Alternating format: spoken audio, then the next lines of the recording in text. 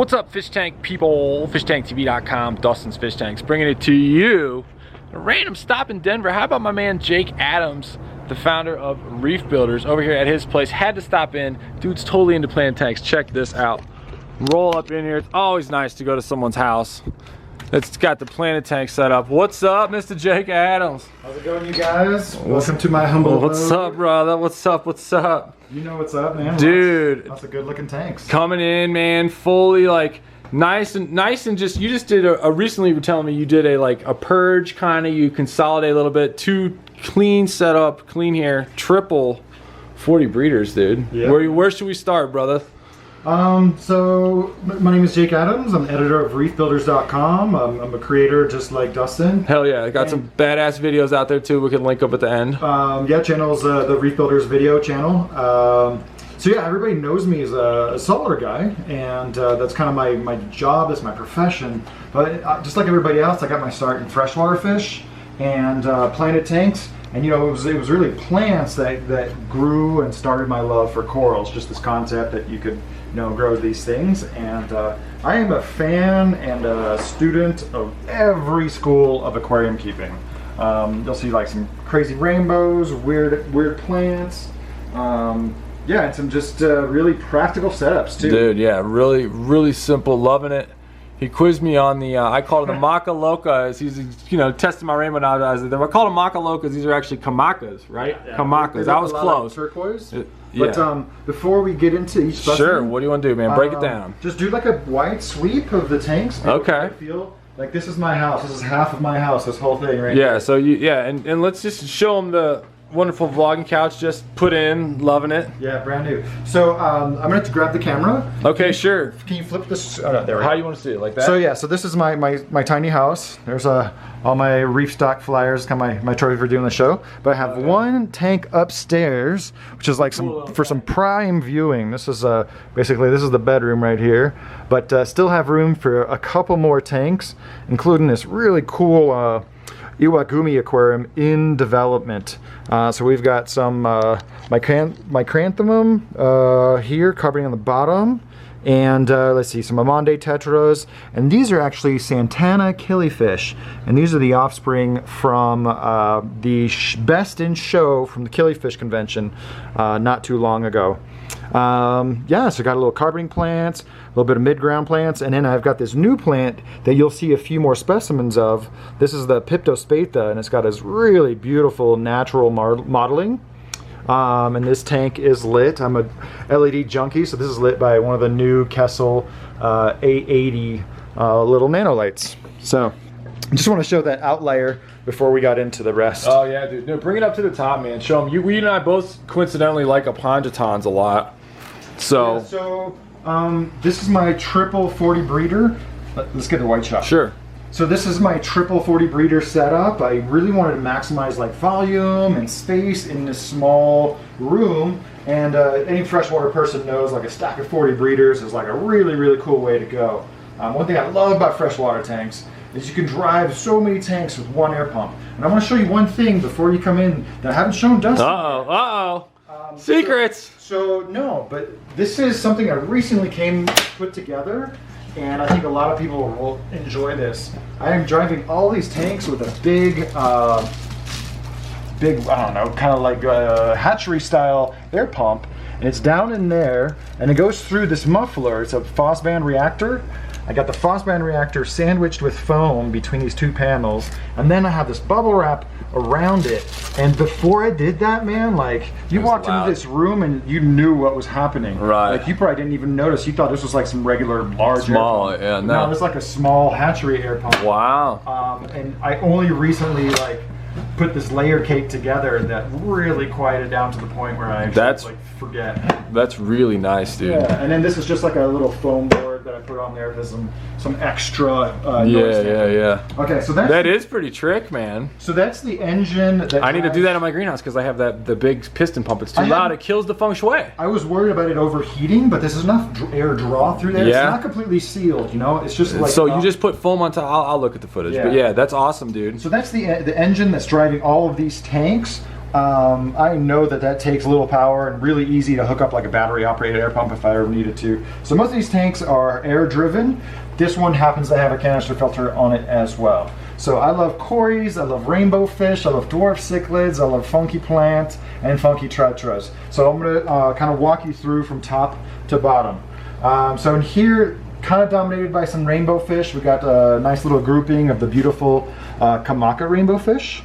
There's 3 males and a couple girls, and you know, as rainbow guys know, those things light up in the morning. And the other red-tailed guys are the red laser rainbow. So those guys are really dope. What's your male to female ratio with your rainbows? You know, I always go for like just one more male than females. Really? Because they show off and like they don't look at the females. They're just there for the boys. So other things in here, we got some Abicaxis apistogrammas. Those are tight. Where are those from? I don't know. They look like a Peru of some kind, or maybe could be. I'm sure the Pisto masters will know. I got some assorted. Excuse me. What am I got some assorted cories in here. Other dwarf cichlids. This is kind of cool. This guy's he's like an Apisto lulingi. This one was collected in Peru, I believe, by Sumer Tiwari. Nice. So there's the boy. And the yellow girl, she's I saw the girl in her pleco. He loves those plecos. Mine died, man. Chlorine levels went through the roof, killed mine. So one thing to notice is that there's just like 3 main plants in here, 3 apons, and they're a pot, and that really helps to keep it clean. There's a couple lilies in here, but I just like having 3 showy plants. And one of the reasons I love Aponagitans is they flower, and so you'll notice like I have a flower spike here. Oh yeah, we gotta show these. From the Caparoni. I'm actually gonna open the door so you get a little bit more light. Good call. On those. Yeah, these are sweet. Yeah, so I get those spikes a lot. I actually spend a lot of time cutting them from the plant, except for this beautiful triple spike of the Pseudo lace plant that's Aponagitan henkelianos, also known as like narrow leaf lace plant. Thing, yeah, and so this one is still really young. This actually opened up for you this morning. That's right, dude. Yeah, it's been up here. It's been up here for knew I was 4 coming. or 5 days, and this morning like the covering just came off of it. So yeah, I'm looking to do that more. That's a fat plant. I think they're self-fertilizing, but I'll find out. Yeah, that's cool. All right, so. Oh, the last thing on this tank right here, this is a hybrid LED T5 fixture. Nice. So it's got white, blue, and red LEDs, and then one T5 tube that allows me to tweak the color that way. Nice. And it's really, really good that way. That is cool. So you got the base, the tube, and then the adjustable LEDs. Yeah. Oh, yeah. Dude, and then this right here. Start at the top with this. How's this lit, man? So this one is actually lit with the new Ecotec Marine Radeon XR15 Freshwater Pro. And how do you feel? How do you feel about it? I am so delighted to finally see an LED aquarium fixture that's really fine-tuned for freshwater tanks, particularly with a good balance of red LEDs, but this one has warm white LEDs. It's got white and warm white, so it's finally, there's like a light that gives you like that warm glow. The best way to film LEDs is the reflection. Right. Check out that reflection right there. You'll be able to see them a lot. The camera will. That's cool. Better. So the warm white LEDs really give a warm glow. I do miss the fixture I had on here before, which was a Hydra, had more red, and my Red Lotus was like really red popping. But otherwise, it's really nice to have that warm glow. And this fixture is really bright, but I don't want to make it so bright that it has to cover the whole tank. That's why I have a little accessory LED light right here. And I like this one because it's cute. Yeah, that is I've never had like a nano tank to put it on, so sweet. So there it is.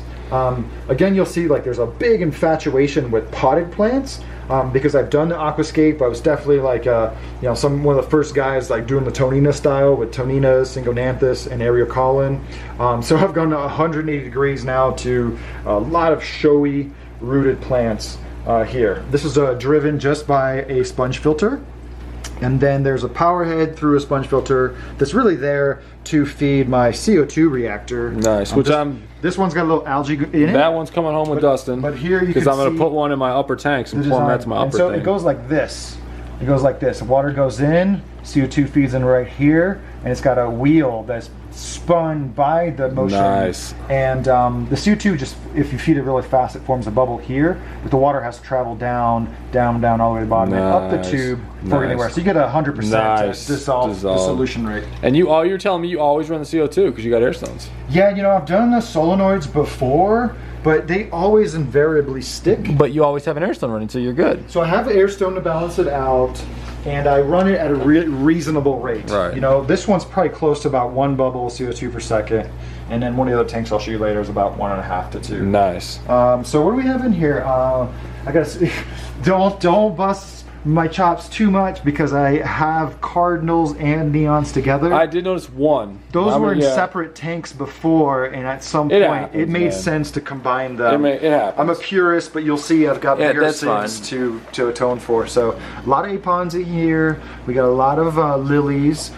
These are all the red red lotus lilies, and I'm definitely going to eventually replace those with, I don't know what the I don't know. Nymphaea something. I couldn't tell you. We've grown this before. Zenkiri something, but I don't know. And this will be like half the size of this tank if I let it grow out. And then really special mention is this Garnet Sword that I got from tissue culture or last year sometime. It doesn't get, so far, it hasn't gotten very big. And those leaves are purple under any light, like blue light, white light, or the warm glow of this Radeon Freshwater Pro. So yeah, I'm definitely going to be hoping to spread those out. I never got a trade name on them. I think they were just a weird one-off from a lab in Thailand. So I've been calling them Garnet because they're not red, not purple, not crimson. The color really is like a deep maroon, like a garnet. Awesome, bro. So yeah, and here's my couple other big lace plants. This is the Pseudo lace plant. It's not like the full-on lace plant, but yeah, these are cool. I'm hoping, like I said, to get more flower spikes. Nice, and then for the fish. Let's see. And I'm gonna make you wait for the rest of it. Gotta love seeing a guy like Jake who's a full reef. Like, he makes his living on Reef Builders. I think it's the longest standing reef aquarium blog. And then he has, you know, multiple freshwater tanks. So totally love it. I totally love seeing his individual style with the pots. I've got more footage from his place, including a tank that he has had since he was 14 years old, where he's got it individually marked and a bunch of cool species in there. So if you like what I'm doing, subscribe. Check out the video Jake took for me at Penterai. It's a really sick shop in Germany. Also, speaking of Planet Tanks in Denver, I happen to be rocking the Aquatic Gardener shirt from 2012. The AGA is in the end of April, a month away. That's out in Denver, so click the links around here to check that out. Check out the links around here as well. From where I caught Apistos bitanniata in Peru. It's pretty cool. You can see where the Apistos are from. Everybody have a fabulous freaking week, and tank on. Later.